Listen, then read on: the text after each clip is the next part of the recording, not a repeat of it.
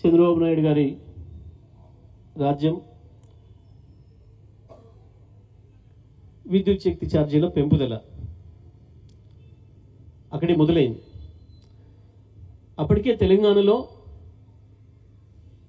రైతులు వాళ్ళ సొంత పెట్టుబడితోని సొంత డబ్బులతోని భూములమ్మి, బండ్లమ్మి, ఎడ్లమ్మి, పుస్తరమ్మి బావులు తీసుకోవడం అయిపోయి బోర్లు వేసడం మొదలుపెట్టి బోరు మోటార్ కూడా సొంత పైసలతో కొనుక్కొచ్చుకొని ఆఖరికి కనెక్షన్ కూడా డబ్బులు కట్టి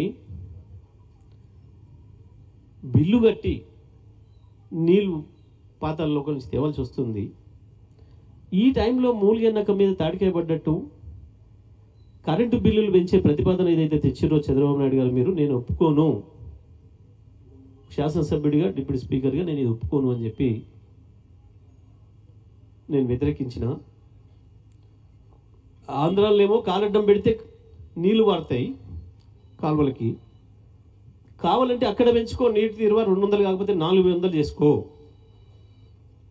కానీ ఒక్కొక్క బోర్ మోటార్కు 40-50 వేలు ఖర్చు పెట్టిన నా రైతాంగం మీద మళ్ళీ విద్యుత్ శక్తిలో భారం మోపుతానంటే ఎట్లా అని చెప్పి నేను లెటర్ రాసిన. ఆయన దాని మీద వినలేదు. దానికి వ్యతిరేకంగా ప్రజలు పెద్ద ఎత్తున వచ్చిండ్రు. చంద్రబాబు నాయుడు కాల్పులు జరిపితే 3 చచ్చిపోయినరు. ఆ రోజే నిర్ణయం తీసుకున్న సీరియస్గా, నేను ఎట్టి పరిస్థితుల్లో ఈ దుర్మార్గుడితో ఉండొద్దు అని చెప్పి ఆ నుంచే బహిరంగ ఉత్తరం రాసి నేను నీ దగ్గర ఉండట్లేను అని చెప్పి బయటకు వచ్చిన. ఎటువంటి పరిస్థితులు అవి? చంద్రబాబు నాయుడు ఆకాశం అంత ఎత్తులో ఉన్నాడు, కేంద్రం కూడా తన చేతిలో ఉంది మొత్తం.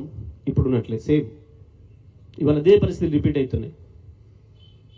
చాలా పోలికలు ఉన్నాయి ఇప్పుడు ఆనాటి పరిస్థితులకు ఈనాటి పరిస్థితులకు. మనం ఈ దీక్షా దివస్ చేసుకోవడానికి సరైన సందర్భం ఇది. వాస్తవానికి వీరు కూడా ఎమ్మెల్యేగా డిప్యూటీ స్పీకర్గా ఉన్నారు. ఒక బహిరంగ ఉత్తరం వారు పెట్టడం, తెలంగాణ వాదులందరూ కూడా వారి దగ్గర చేరటం, దాదాపు 8 నెలల పైన చర్చలు చేశారు ఎట్లా నడపాలి ఉద్యమాన్ని. దాని మీదుగా ఉద్యమం అంటే ఇట్లా ఉండాలి అట్లా ఉండాలి అన్ని చర్చలు జరిగి నేను కూడా చర్చలకు పోయినాను. కంచి కొంతమంది అడ్వకేట్స్ మిత్రులను కలిసిపోయాను.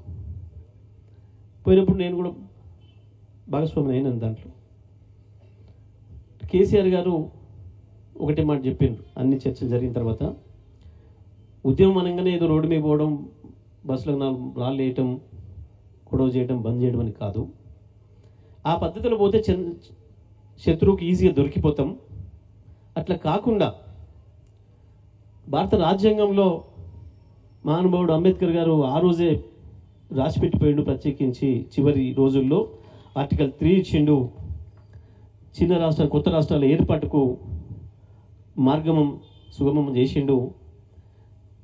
అందులో ఒక నిబంధన ఆ అసెంబ్లీ ఒప్పుకోవాలి అని చెప్పి ఉన్న సందర్భంలో మరి అసెంబ్లీలో మెజారిటీ ఒకవైపు ఒక ప్రాంతం నుంచి ఉంటే ఎప్పటికి ఒప్పుకోరు, ఇటువైపు తక్కువ ఎమ్మెల్యేలు ఉన్న ప్రాంతం వల్లని ఎట్లా సాధ్యమైంది అని చర్చ చేసి అంబేద్కర్ గారే స్వయంగా అసెంబ్లీ తీర్మానం చేయకపోయినా, అసెంబ్లీ వ్యతిరేకించినా పార్లమెంట్ తీర్మానం చేయొచ్చు అని చెప్పి రాసి మనకు అవకాశం ఇచ్చిండు.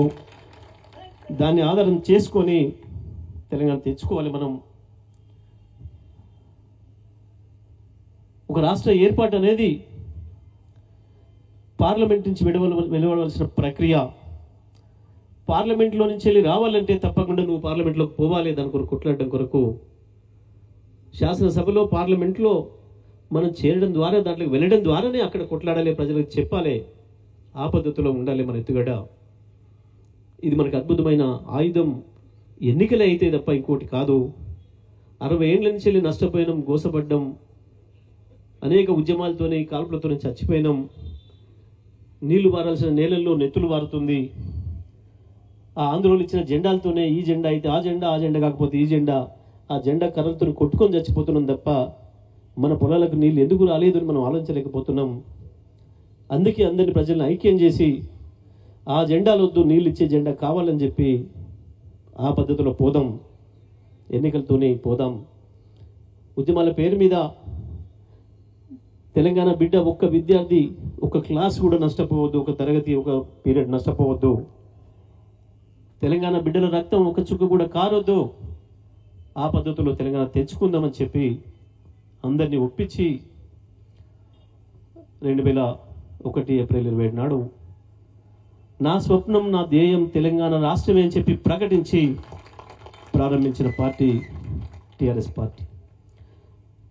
ఆ రోజు నుంచి ప్రజలను ఐక్యం చేస్తూ ముందుకు కదులుతున్న సందర్భంలో కాంగ్రెస్ పార్టీ సోనియా గాంధీ చెప్పంపడం ఇక్కడ నాయకులకు తెలియకుండానే చంద్రబాబు నాయుడు 2 సార్లు గెలిచిండు, 3ఓసారి కూడా గెలుస్తున్న అతి విశ్వాసంతో పోతున్నాడు. పోవడమే కాదు, కాంగ్రెస్ నుంచి 22 మంది ఎమ్మెల్యేలను మాట్లాడుకున్నాడు. ఇక ఎన్నికలు వస్తే